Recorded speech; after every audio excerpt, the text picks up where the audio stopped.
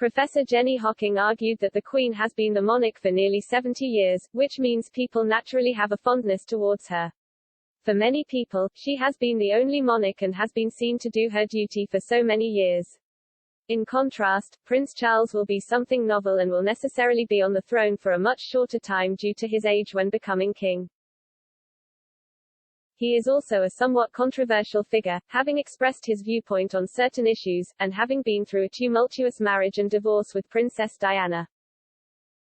However, Professor Hocking argued that Charles's gender will also play a part in the perception of him having power over Australia, potentially triggering resistance.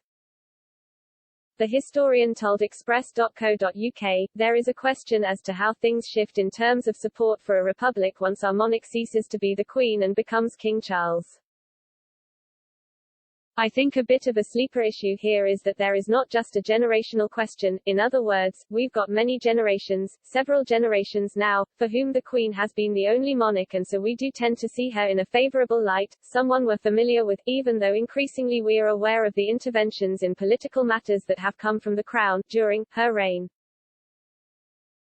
But nevertheless shifting to King Charles there's a sense, first feel, in which because of the gender issues together with the novelty of having a new king, the sense of power over us becomes much more apparent.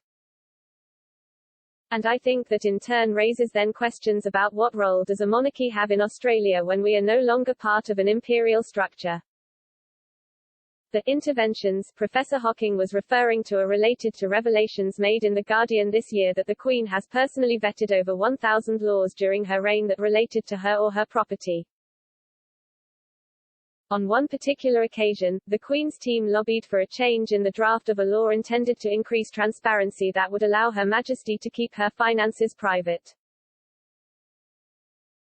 Professor Hocking was also referring to her own court win last year regarding the Palace Letters, which saw the release of correspondence between the Queen, her former private secretary and the former Governor-General of Australia in the lead-up to the dismissal. The dismissal was a constitutional crisis in Australia in 1975 when then Governor-General Sir John Kerr dismissed the Prime Minister, Gough Whitlam, and had opposition leader Malcolm Fraser take charge. Debate has raged ever since as to whether Sir John had a right to do this and whether the Queen had any prior knowledge as to his intentions.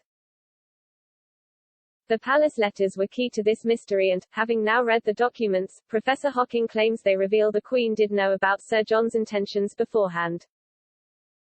Professor Hocking, who is a member of the National Committee of the Australian Republic Movement, argued that another issue for Prince Charles is Meghan Markle and Prince Harry's interview earlier this year. She argued that he does not come out well from the interview, and that it highlighted the dysfunction within the family and institution. She said, "I think it's very sad to hear Harry say he felt his father had stopped taking his calls. And I think this is where the element of family dysfunction merges with a sense of dynastic dysfunction within the monarchy itself and, again, adds to the sense that we ask, why do we continue to have our residual connection to that?" Meghan and Harry's interview with Oprah Winfrey sent shockwaves around the world. They made some serious allegations including that a senior member of the royal family made racist remarks about the potential skin color of their unborn child. They also claimed that the institution did not support Meghan when she was struggling with mental health difficulties. Harry also claimed his father Prince Charles stopped taking his calls when they were trying to sort out his and Meghan's future.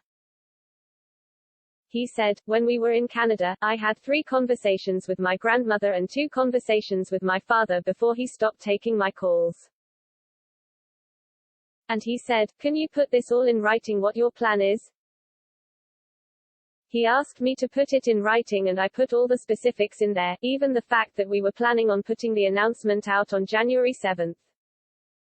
When Oprah asked why he stopped taking his calls, Harry said, "By that point, I took matters into my own hands. I was like, I needed to do this for my family. This is not a surprise to anybody.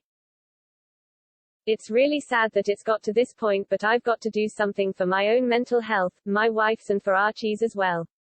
Because I could see where this was headed." The Palace Letters, The Queen, the Governor-General and the Plot to Dismiss Gough Whitlam, was written by Jenny Hocking and published in 2020 by Scribe UK. Details here.